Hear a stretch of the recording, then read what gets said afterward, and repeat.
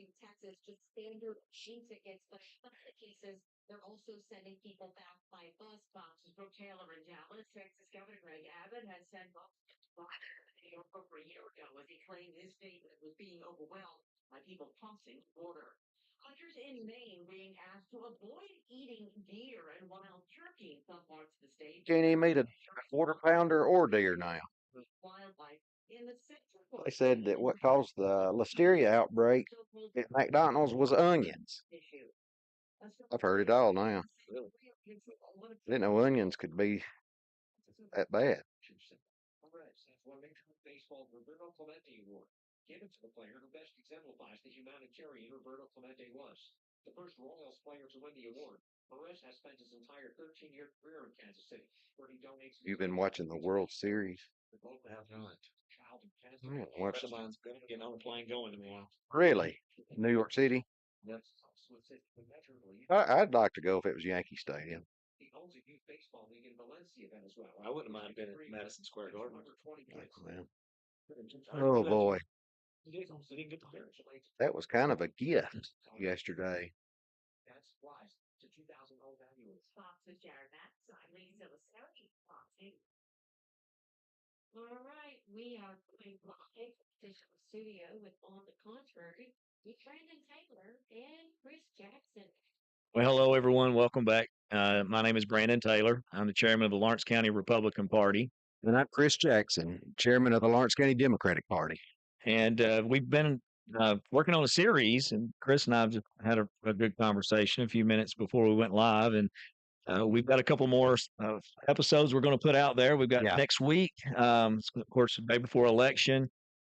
Then we have to tell Kamala Harris she's fired. So we're going to do that. I don't know if you want to do that on Monday or with the following week. We could have another one and do a conclusion to our series. We could, but I'm planning on a victory party. Well, somebody's going to have one. Yeah, and somebody's going to be crying. I just hope we can all act like adults somewhere along the line afterwards. I agree.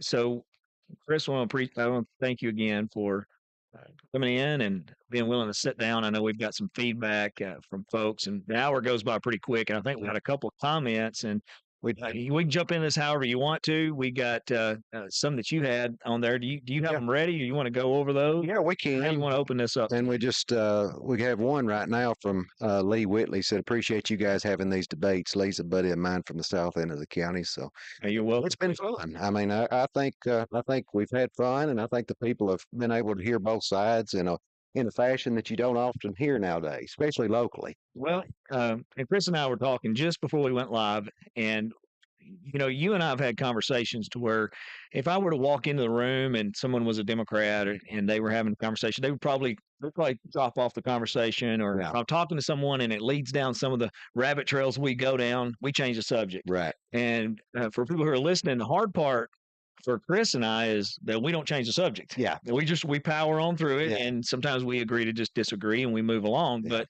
I appreciate the fact of getting to give my opinion, and I appreciate your opinion as well, because we become empowered as a people when we bring our ideas into the room. So I appreciate that. One of the comments is actually from Lee Whitley. He posted on WLX earlier, and he wanted our thoughts on the comments that occurred during the rally at Madison Square Garden yesterday. Sure, yeah. And Lee, we were going to have to get to that. Of course, it's been all. You knew I was going to have to get to it. I don't know how well. Write it down. I knew I didn't write it down on topics I want to talk about, because I'm like, I know Chris has got it all. I did. With that. Yeah, that's fine. Absolutely. And if you guys don't know what we're talking about, Donald Trump he packed the place out at Madison Square Garden yesterday in New York City. Yeah.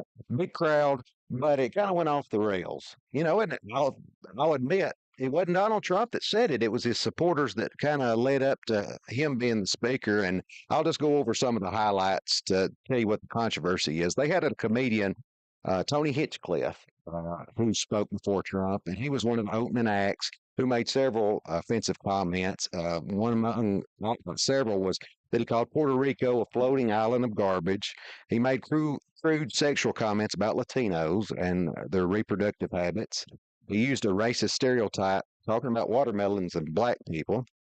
He also made derogatory comments about Palestinians and Jews. Another Trump supporter who introduced the former president likened Vice President Harris and her advisors to pimp handlers, and another one called her the Antichrist.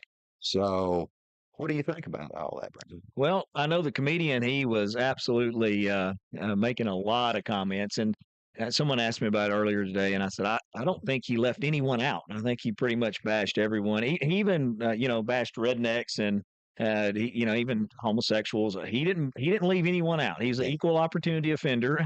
And I, I will tell you that I've seen comedy change so much in this country, though, in the last 20 years.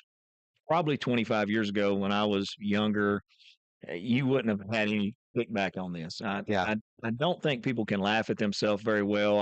I saw the headlines on this, and I didn't watch the entire rally this morning. I got up and the headlines were already rolling first thing this morning, very very early before the sun came up. They were already had comments on this, Yeah. so I went back and listened to him, and he even made fun of himself, and maybe in the light of trying to be funny and really push for freedom of speech. Maybe he thought he would do that, Yeah. but if I were running for president, would I have done that? No. I mean, that's Well, you're I wouldn't you're want someone to come in and open my show up with that. Yeah. I wouldn't want. well, you're a better man than Donald Trump. That's one reason, but I think it was a kind of a Donald Trump campaign. You guys have been closing in the polls in recent weeks, and it seemed like there may be a little momentum. May not be.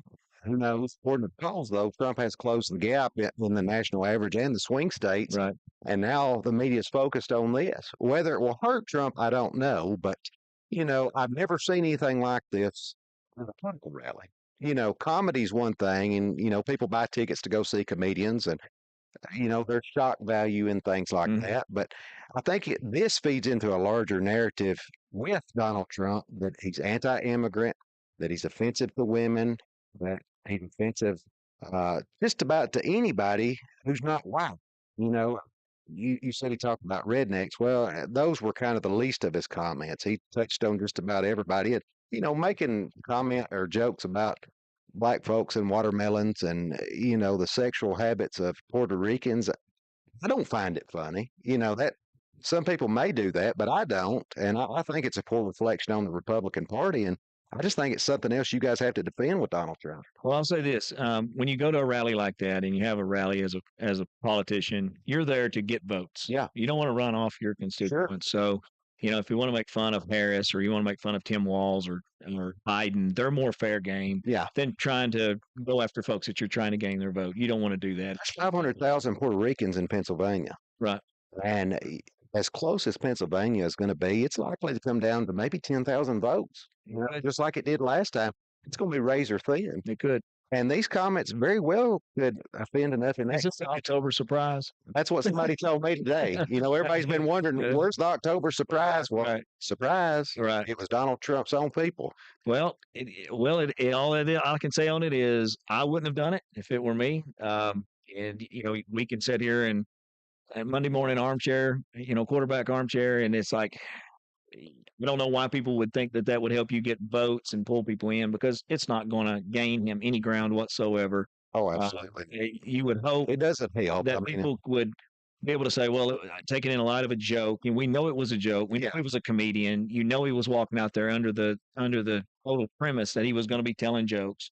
But no one likes to be the butt of a joke. So that's where Well, and Brandon, again, it's just bizarre to see the Republican Party who, 8 years ago at the opening of a political rally would open with a prayer for Jerry Falwell or, Franklin Graham or one of these big pastors to see a political rally now being opened up by a comedian who's made his mark on crude sexual and racist jokes. I'm not familiar with this comedian. Are you familiar with him? I've seen him a couple times. He was on the Tom Brady roast Okay. on Netflix.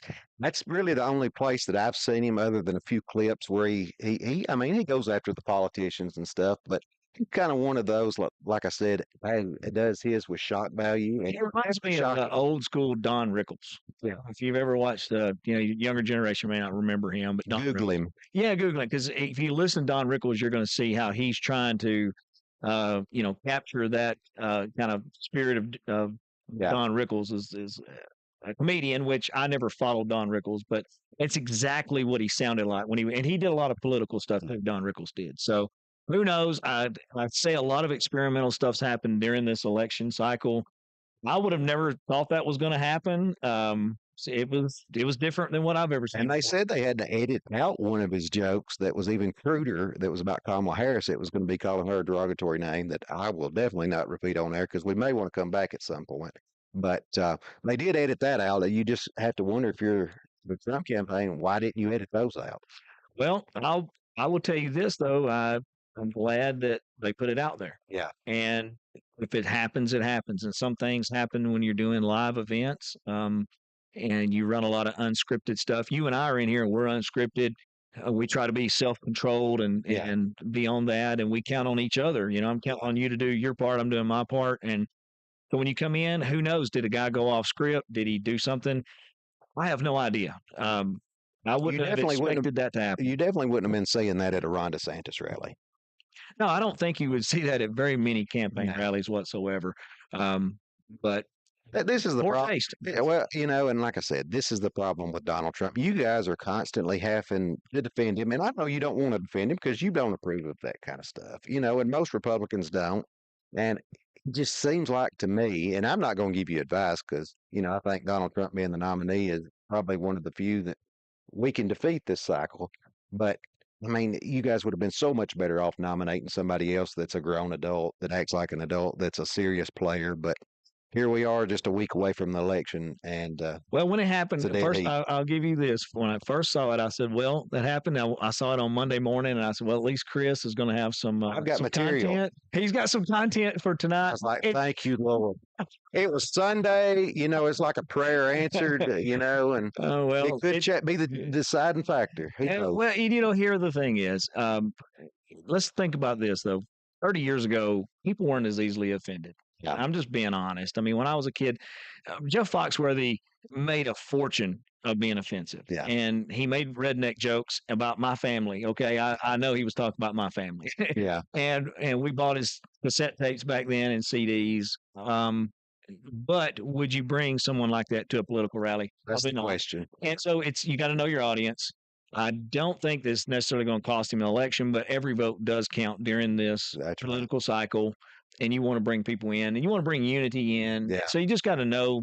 Like I said, I think we're going to hear more about what exactly happened. Did the guy go off the rails? I never heard of him. Yeah. First time I ever heard of him was yesterday. I never heard of the guy before a It's month. going to be interesting on his part to see whether this actually helps his career or maybe doesn't help him. A lot of folks benefit from this kind of Oh, shot he's going to value. get some clicks. Yeah. There's no doubt about it. You get clicks from. He'll from be being endeared shot. to the right wing. There's no doubt I think about he's that. part of the Joe Rogan group. I think he's. Yeah. But I don't follow Joe Rogan, so Either. I don't know much about him. But Since we just talked a little bit about the polling, do you want to go over it? yeah, that's all. We've got, since we go over this every week, we'll give you an update again today. It seems like each week these things get closer and closer. Mhm. Right now, the national average has Kamala Harris only up by 0.7. And if you remember a few weeks ago, I think she was about 2.5 point on average lead nationally. Some of the swing states that we always talk about, they've gotten even closer. Nevada is now, Trump is leading there 0.3. In Pennsylvania, Harris is ahead 0.3. Wisconsin, Harris is ahead 0.4. Georgia, Trump is ahead 0.9. So he's opened up a slight lead in Georgia. North Carolina is now 1.1. And Michigan, Harris has opened up a little bit of a lead at 1.1. Arizona, Trump is getting a little bit of traction there. He's now up 1.7. And as we talked about before we went live, if you signed all these swing states to who's leading there right now, guess what the result is in the Electoral College? It's 269 to 269. So it would be a tie. Which we don't really want. Eh. We want a solid win. Exactly. And for those that don't know what happens when there's a tie in the Electoral College, it goes to the House of Representatives. Right. And it doesn't go by the majority of who controls the House per se. It goes by House delegations for each state, which Republicans should win because they control most of the state delegations. Right. But in a situation like that, who knows? Because there'll be trade-offs and everything else, and it would only bring this country to its knees again. We want a clear winner. Yeah, it would be a very divisive time. But Brad, I see you think the notion that Foxworthy was at any point considered edgy or offensive is ludicrous. Well, in some circles, if you are talking about rednecks the same way you're talking about other people, then yeah, you're saying it could be offensive. And to this generation, and let me finish out my thought on that. I probably didn't do a very good job finishing it, but we're talking about a woke generation now that's very offended. I mean, just being honest. I Yeah. mean, they are offended. We were not as offended in 1995, and that was my point. We were not as offended as a culture. Yeah. Now, if you say anything, it's offensive. And the wokeism, the bad part about that, Brad, is they try to cancel culture you. Yeah.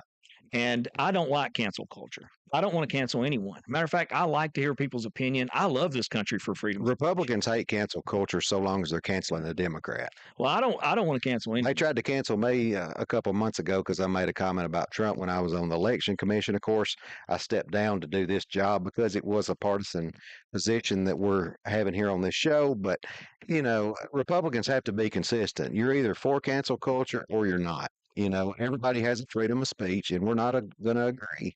But it always seems to me, Republicans say we're for freedom of speech until you talk about Donald Trump or something they don't like. Then they're the ones wanting to go after your job, your position, whatever. And I'm with you. You shouldn't be that way. Yeah, I don't like cancel culture at all. Let's see. You had something else. I know we had a comment you and I talked about. From Jennifer Thompson. She said, I would like an opinion on how so many people, particularly those in clergy, hold Donald Trump as a saint when in fact his track record includes multiple convictions, sexual assaults on women, openly degrading women, making fun of disabled people, and criticizing soldiers who have been captured. And I'm sure she's alluding to his comments about John McCain. Right. So I feel like that was directed toward me. Thanks, man. I'll take that. What was the lady's first name? Jennifer. Jennifer, thank you for your comment, your question. I will tell you right now that I believe that there's no difference in Harris or Trump. I think we're all people. I think God created us all the same. I think we're all made in his image. So first off, I don't think anyone's better than anyone. I don't think Chris is better than me. I don't think I'm better than Chris. I think we're all the same. Yep. What I will tell you, I look at people's policies. I have to look at the politicians' policies, because if you truly believe that one person's not better than the other, then the only thing left is to look at their policies. And I 100% look at their policies, and I believe that Trump's policies are better than Harris's policies. And that's where I go back to. But it's not because I think that he is a better Christian, or I've heard those terms of, they made fun of George Bush back in the day when he would say, "You're not going to out Christian me," and it's like, I don't think that's even that's not even on the landscape right now. It's not relative for what we're doing. What we're doing here in politics is we bring the arena of ideas. Now, if someone were an unbeliever and I'm a believer. I'm unapologetic. Do you think Donald Trump's a believer? I think he is a believer. Okay. I do. I'm not going to question it. Well, I do. I can't. Would I say that he believes the same way I do? I don't know. Yeah. Okay. I don't. His actions aren't very Christ-like in most situations. Well, I mean, but you could pick both part. You could pick her part too. I mean, it's a matter of degree. Everybody's a sinner. Right. We're not going to get into religion, but it's a matter of degree. And yes, I'm sure she's a sinner just like I am and everybody else is. But Donald Trump is just an obvious walking. I don't know what you would call it. Think about it like this. Here's my point. If you wanted to pick people apart by their life, and you could take Donald Trump, you'd like, well, he's been married several times. He's had extramarital affairs, whatever you want to paid off porn star. Well, let's look at this. Biden did the same thing. Biden had extramarital affairs. His wife, Biden did. Jill Biden was divorced and then married Joe Biden. She went through a divorce. And they got married. I mean, Joe Biden's first wife died in a car accident. Right, but not Jill's first husband, though. So, but think about this. Let's go to Harris, because Biden's not even on the ballot. Yeah. You guys took him off. Let's go to Harris. Harris, we see all the things that she did out there with Brown. What's his first name? Willie Brown. What's his first name? He was a single woman. Okay, but here's the thing. We're talking about. You guys know that's a false equivalency. Donald Trump's been. No, not to me. To me, if sex outside of wedlock is sin. Yeah. Okay, that's where I'm going with it.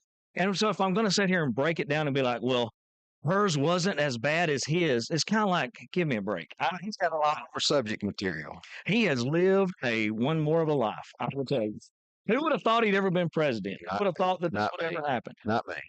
And I'm not trying to defend him. I'm just telling you, you asked the question, but I don't even relate the two as personality type. When I look at her policies, when I look at his policies, I go with the policies. I think what Jennifer's probably alluding to, and we've talked about it on the show, I, and I definitely don't think he's a saint, Jennifer. Okay. oh no, there won't be any.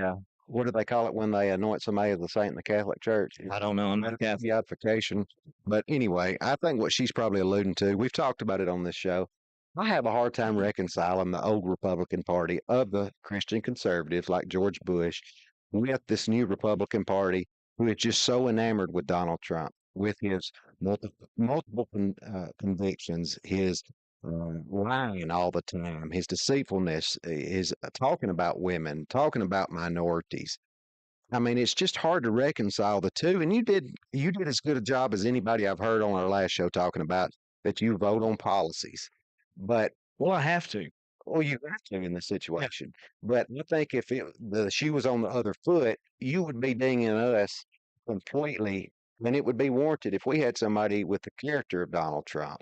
And let me say, the position of President of the United States, one of the chief things that every historian and anybody that knows anything about U.S. history, president has to have moral authority and they have to have character in order to inspire people, in order to convince people, in order to lead this country. And Donald Trump is devoid of character. He has none. I mean, I can think of hardly anybody that's in the Republican Party that would have less character than Donald Trump. And that's my biggest thing against the guy. I've always said, and I wrote a letter when he first got elected to the editor when I was a commissioner. And I said, Democrats need to come together and support Donald Trump because he's the president now, and it's good for the country if the president succeeds. Sure. But the guy gives there's never an inch that he gives to try to work with people. It's always just like we saw yesterday with the comments running down immigrants, running down women. There's never any grace with him or the people that surround him. And I think that's a big problem moving forward with the Republican Party. Well, I come to this radio show and sit down and talk to a Democrat, and I want to see us pull as best candidates as we can. When you look at the Democrat Party, when you look at the Republican Party, and you look at the chairmans, your job as a chairman is to go for this candidate you can find. Win an election. Would I sit here and tell you that I believe that Harris and Trump are the best two in this country to run this as a president? No. But let me ask the question, where are the others at? Right.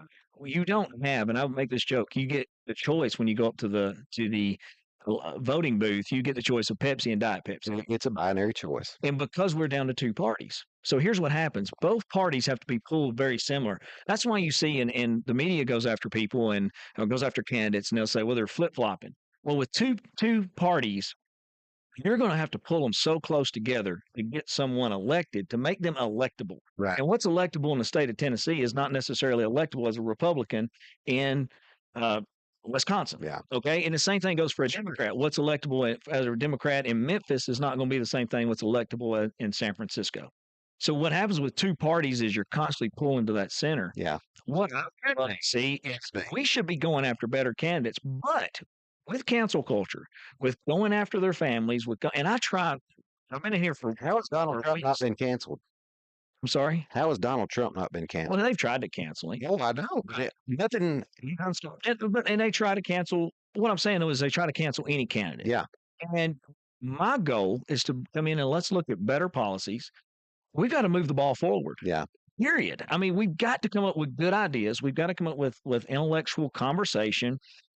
I guess we could sit here, you and I, Chris, could sit here and go, well, Harris had a boyfriend, Trump had a girlfriend. It's kind of like, what? I mean, that sounds like playground stuff to me. But when we sit here and we go, okay, what do we need for our economy? What do we need for our citizens to live better lives? What's it going to take to get grocery prices down? Yeah. What's it going to take to get housing where it needs to be, healthcare where it needs to be? What do we need to do on these topics? And I know personality plays into it, but if the policy's bad, I'm telling you. It would just be interesting to see what Republicans' reaction would be if Barack Obama had 3 children by 3 different baby mamas and paid off a porn star while his wife was pregnant. That's what I would like to see. And I think you know the answer to that.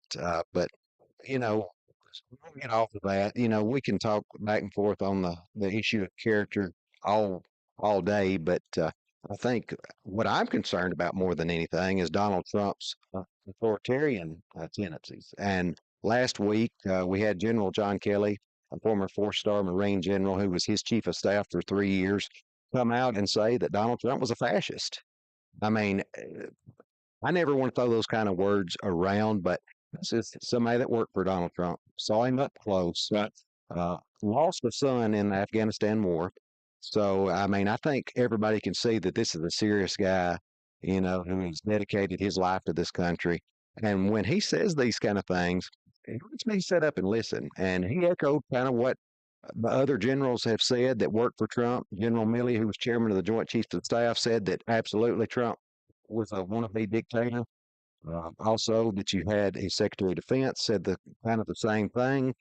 That's biggest thing for me. General Kelly saying that the guy puts his own interest ahead of the national interest, that he would want to rule with a single fist instead of, having checks and balances, things of that nature. That scares me because those are things I don't think this country, once we lose who we are as a democracy or a democratic republic, I don't think we can get it back.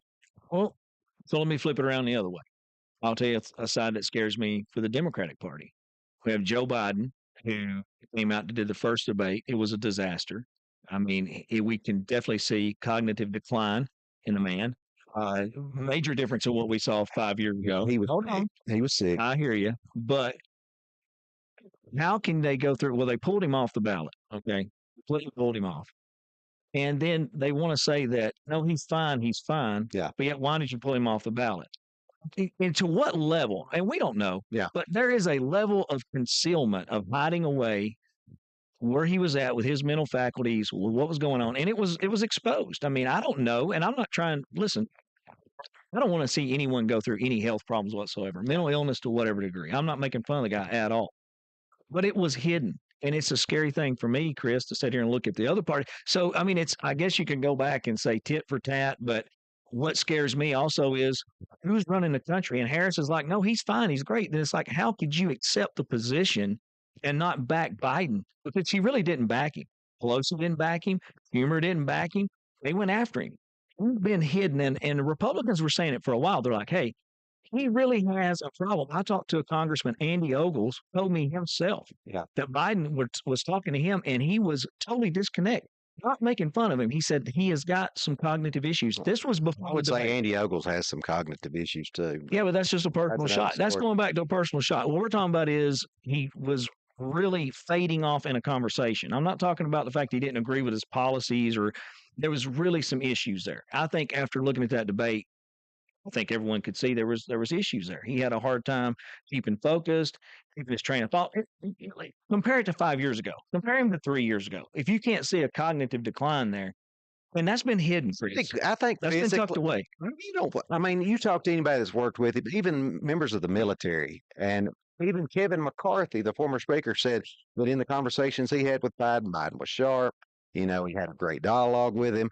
I think the thing that Biden looks old, I'll give you that. I mean, he doesn't walk as fast, and he had a broken He's an foot. elderly man. He's 81 years old. He's not as fast as he was. He's not as slick as he was when he talks. There's a lot of things as we get older we don't do as well. Sure. But people that's around him on a regular basis, you can't find one that says that he's in mental decline. I mean, the country, Well, then why did they pull him off the ballot? I think most of them, especially like Nancy Pelosi, and I've made it clear I disagreed with when they did it. I didn't like how it was done. I thought he deserved to be on the ballot. I think they were concerned that he would lose because most people saw, and image is everything in politics now, that they would see the Joe Biden of that debate. And Biden admitted he had a bad debate. And, after they kept pushing and pushing, Pelosi and Schumer and all of them saying that he needed to drop out because Donald Trump would win, I think he was convinced that if he stayed in the race, the issue of the race would be his. Well, they turned on him. They did. They absolutely turned on Joe Lost Biden. a lot of respect for Nancy Pelosi and a lot of Democrats because Sure. 14 million Democrats across the country voted for Joe Biden to be our nominee, and they basically forced him out. I didn't like it. I thought the guy, I make no bones about it. I'm a fan of Joe Biden. He's been good to my family, but I thought it was unfair to him as a person. and it's It's unfair. unfair to the American voter. It is. I mean, it's undemocratic. I did not like how it was done. But at the end of that, though, when people talk about, "Oh, I got fear of this, I got fear of that." I have a fear of they concealed this. And you can say, well, I don't have a point or I do. People could argue that both ways. But regardless of the fact, this was hidden from the American public. Whatever his decline is, there's a lot of people saying that he wasn't declined. I'll give you, there are people in the party saying he's fine. Yeah. But a lot of people had met him and said, I see a difference from when I met him 8 years ago Yeah. and when I knew him 4 years ago. Well, I witnessed that. You can't say that that didn't happen. I witnessed that actually happen. And well, that's just a moment of being physically fatigued and being ill. That happens with elderly people. And we see that happen, especially late in the evening, Yeah. late at night. It starts to happen. It gets harder for them. Happens to me too. Well, it happens to the older folks. And it was a scary thing to me to say, who's running the country right now? Who's doing that? So, I get it. So we all come in with fears on our side. I'm reading Bob Woodward's new book right now. It's called War. It just came out. And Woodward's books always go inside the administration and if there's an election going on.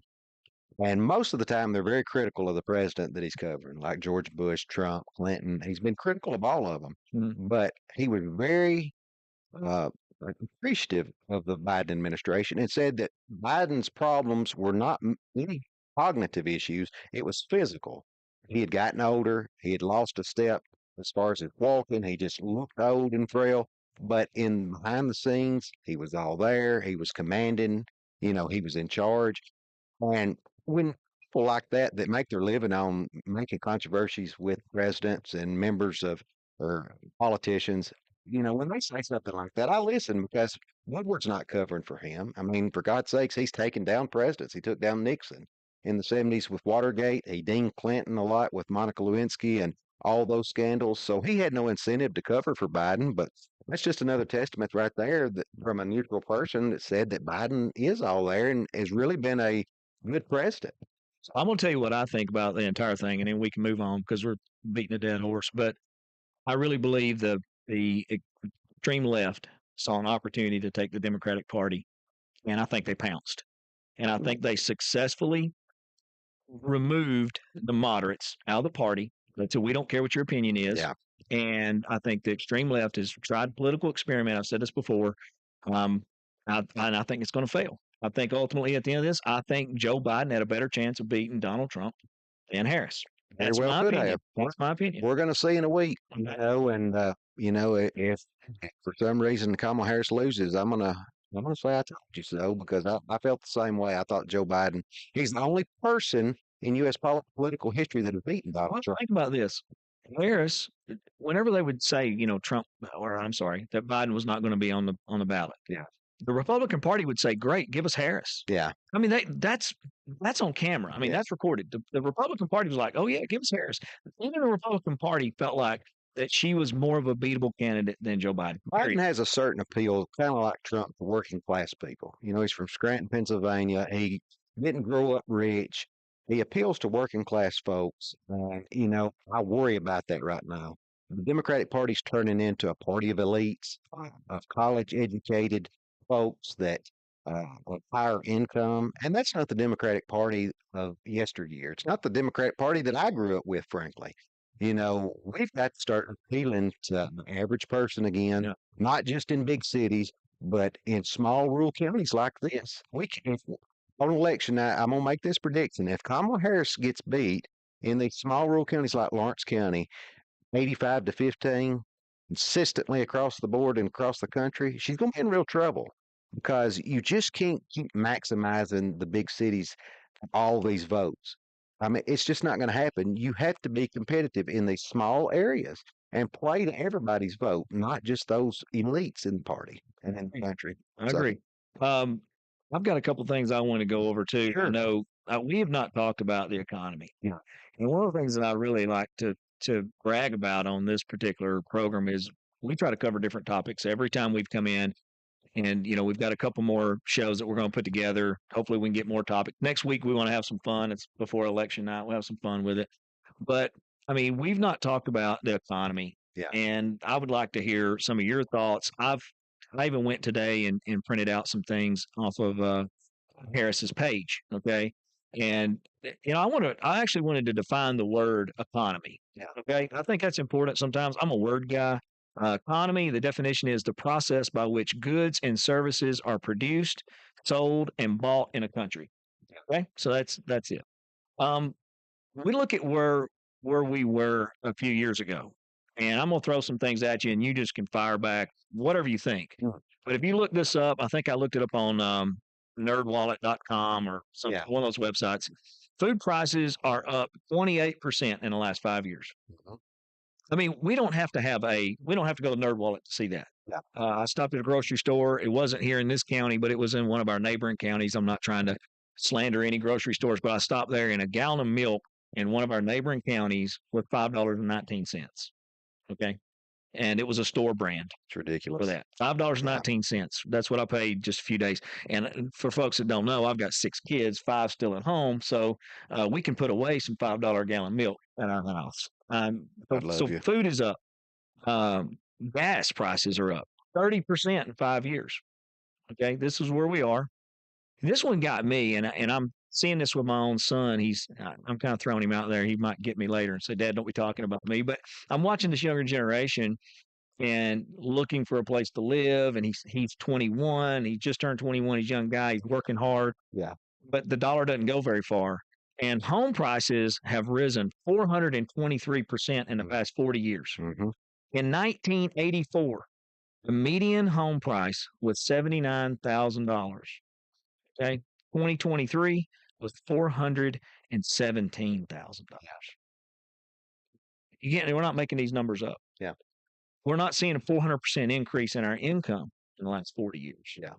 So things are happening. We've got to talk about the economy. Harris has got a plan. Trump has got a plan. Does he? Well, he's got tariffs. And I want to hear, I really want you to fire back on this. I can remember being in Chuck Barnett's class over at a high school talking about tariffs, talking about how they were imposed, in the early 1900s. And I think, if I can remember correctly, he basically said that's a tax on the people. And everything that I've ever heard about tariffs is that they're paid by the citizens. I just don't see how this is not an additional tax on the American people when Donald Trump's wanting to level. He even said a 2,000% tax on everything from China.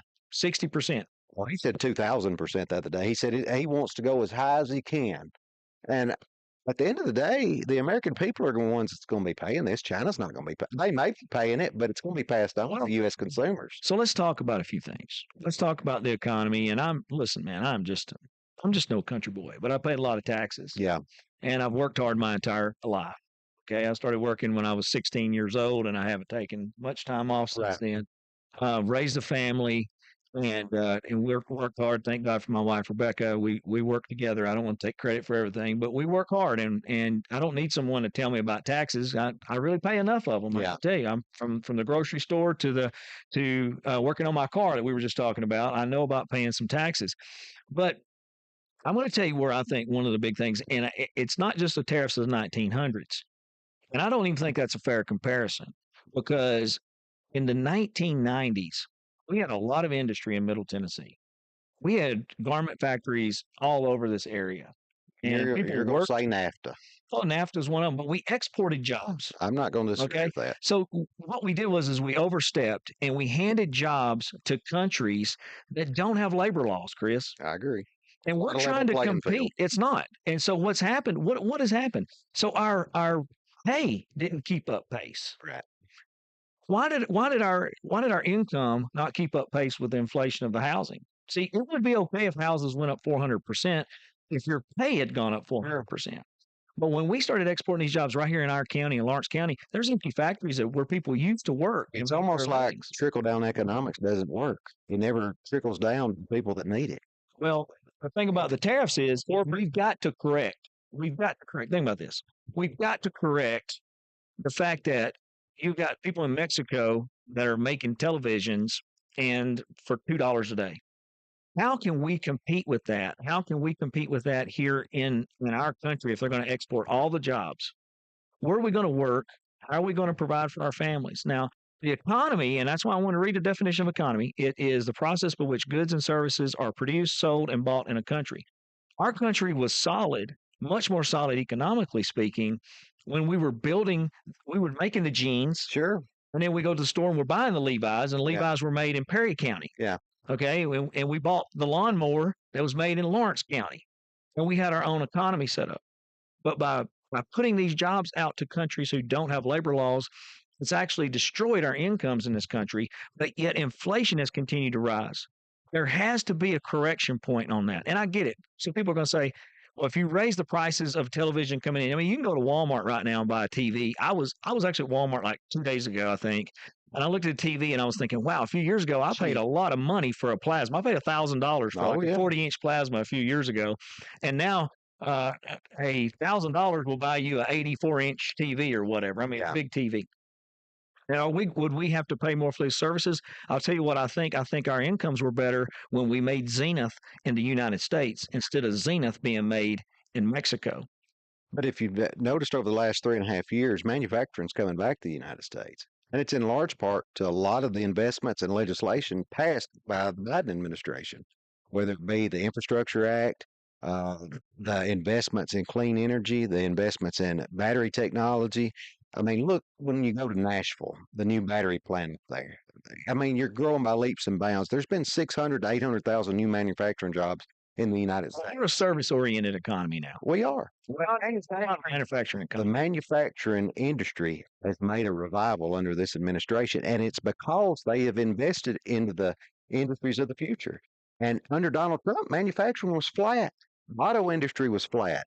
Under this administration and under the Obama administration, it went up. If we had Trump's policies of putting tariffs on these goods coming in, you don't think if American manufacturers could compete, we wouldn't have jobs where we were making our own TVs?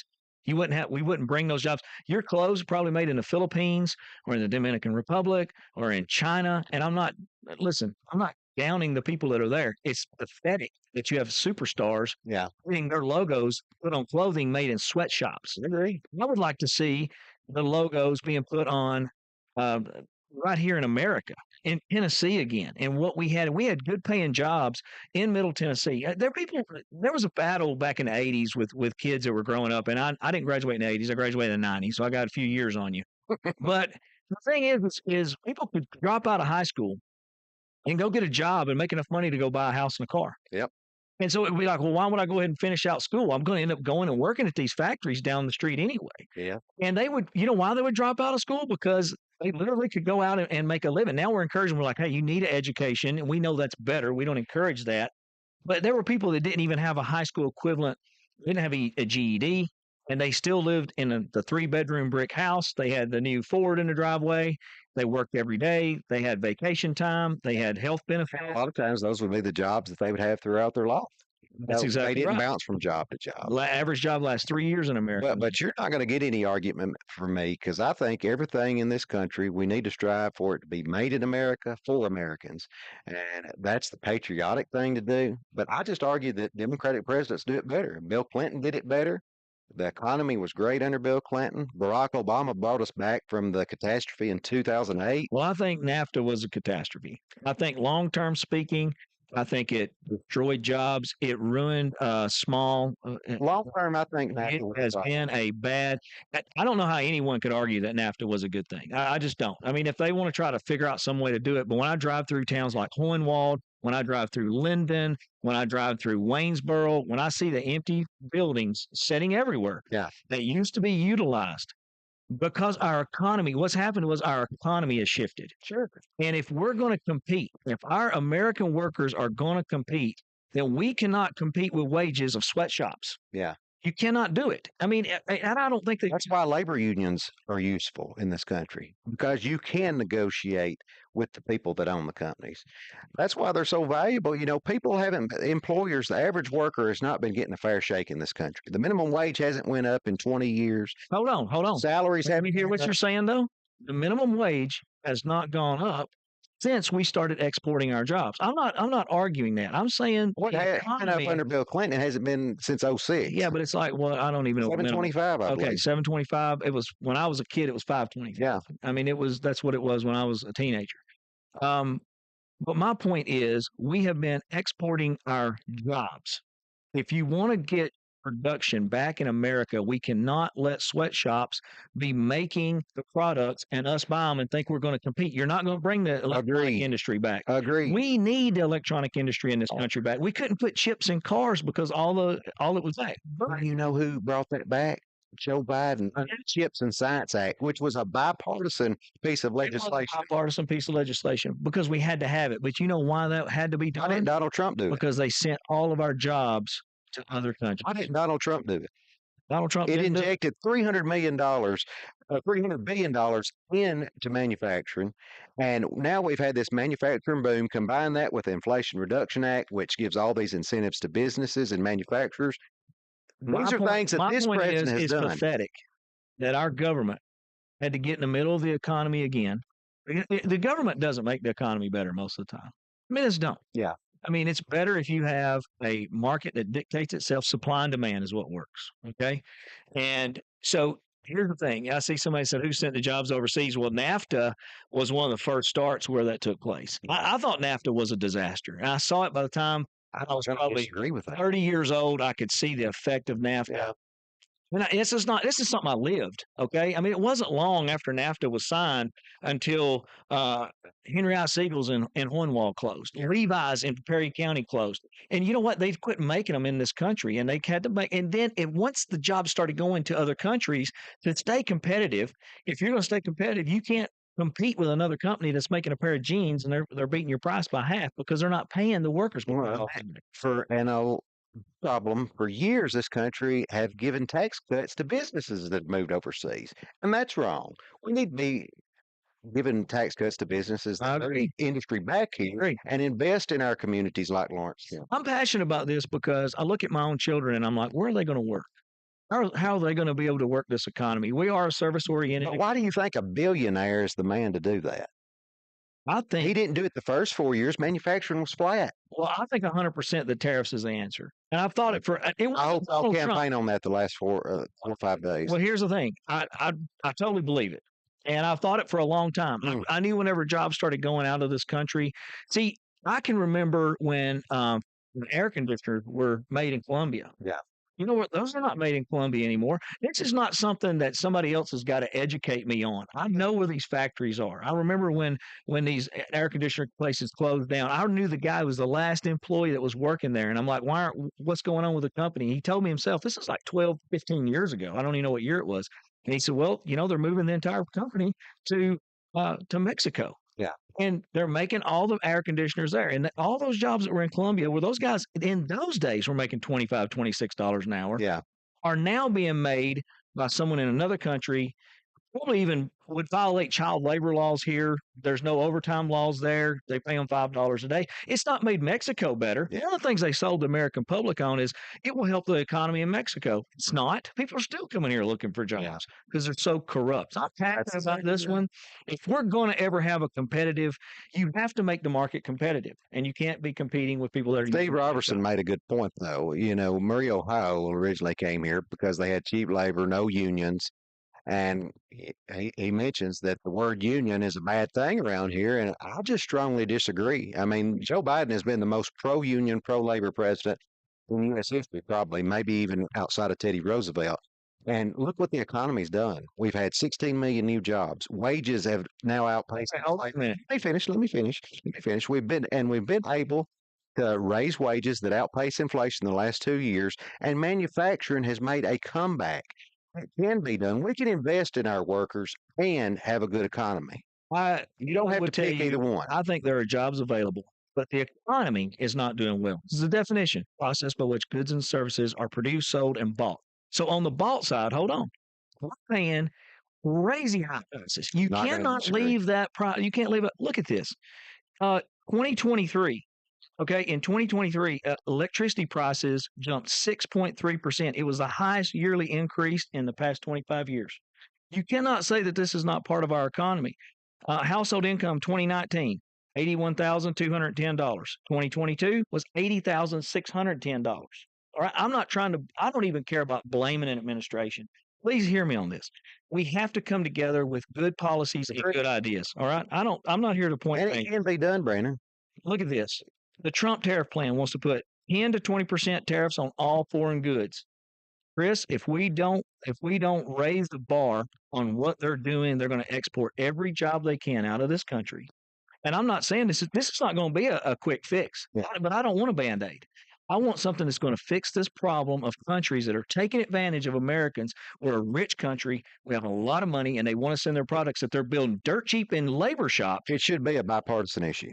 I agree, and I'm trying to push common But sense. since we're talking about this issue, let me point out that a couple of weeks ago, the Wall Street Journal, who's a right-wing Republican publication, they put out a study that compared the economic policies of Harris and Trump. And what they found was that 68% of the economists that they surveyed believed that inflation would rise faster under Trump than Harris.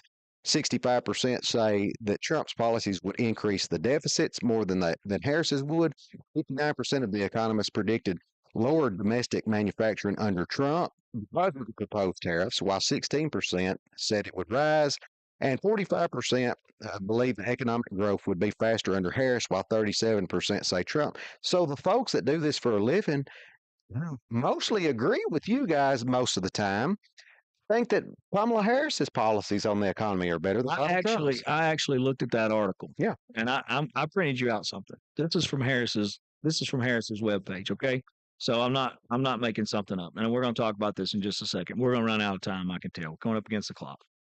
Here's my point. I don't need someone to tell me that and then not tell me why. And they did not give the reasons on why they wrote those articles. I'm telling you, they did not explain it. And I wanted to see, okay, what's the difference? I want to take a hard look at why are they saying this?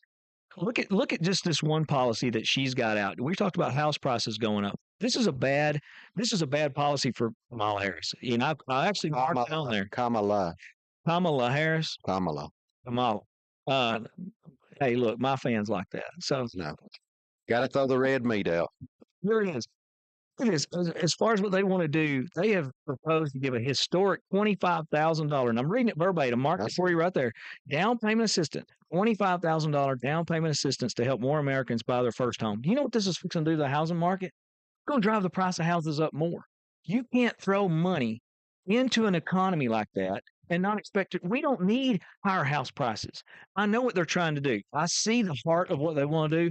They want to help Americans get in a home. I see that. I'm not saying that's not what they want to do, but it is going to have a negative effect where my son, who's 21, he's going to have a hard time getting a house. You can say, well, we're getting with 25,000. You're driving the house prices up. We're going to see house prices hit 500. Why do you guys never have a problem with us giving tax breaks and all these tax cuts to the rich and corporations who are paying 0% in taxes?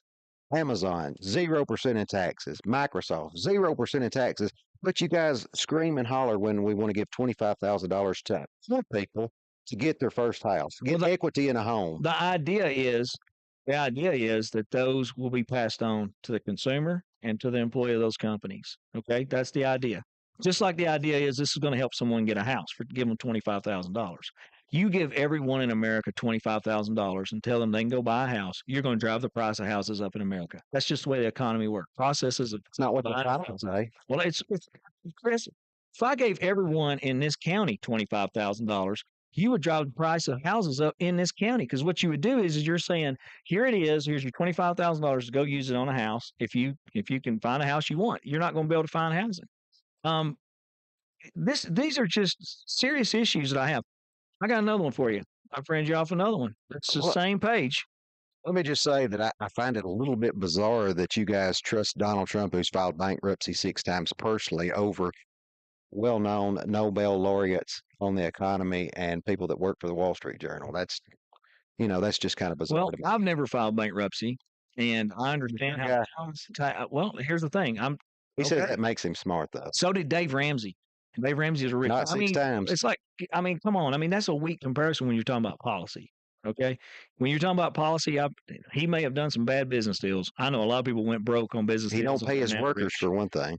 Well, and he says he don't like overtime. But you're trying to change the subject because it's got nothing to do with that $25,000 injection into the housing market. And I hand you another one. I'm going to read it. It says on her website, and I printed it out and handed it to you.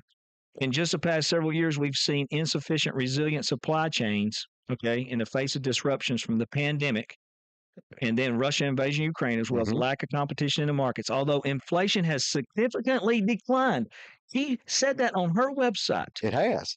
It has not. How can inflation decline if we're paying 30 times more in fuel 5 years than we were 5 years ago? Well, inflation absolutely has declined. It was 9% at its highest. It's 2.5 right now, and it's Well, been declining. She says, according to that, you can keep reading, monthly grocery inflation at or near 0%. That's what it says on that The piece of paper. problem is manufacturers and businesses are not lowering their prices. They're keeping them where they were when inflation was 9%. Inflation's down to about 2%, and prices haven't dropped. Let's start putting the blame where it's at. It's on the people that have a monopoly on meat and milk and all these. They control the pricing of it. Let's hold those people just as accountable as our politicians. The market will adjust itself because prices It's will go not. down with supply and You demand. guys trust the market. I trust workers, and I trust I don't trust the people. government. Yeah. I'll tell you that. I definitely wouldn't with a man who's declared bankruptcy I six think times. we're getting close to the end. Look, it's hot topics. It's what's driving this election. And we had good questions too. Yeah, I appreciate every question. Look, I may not be able to answer every question. I I'm just not feel an like expert. I'm not listening to experts. I'm on here saying why I'm a Republican. I'm over here trying to learn from every person I can learn from. I think the people in this county care about this county. I Yeah. think people in this state care about this state. They do. I appreciate. I know we're going to run out of time, but I appreciate the conversation with you every time. Let's make sure we tell everybody to tune in next week. It's going to be a Yes. fun episode. It's going to be fun. If I got time, I want to say I lost a good friend, Jerry Geho, praying for the family. Absolutely. God bless. All right. See you next week.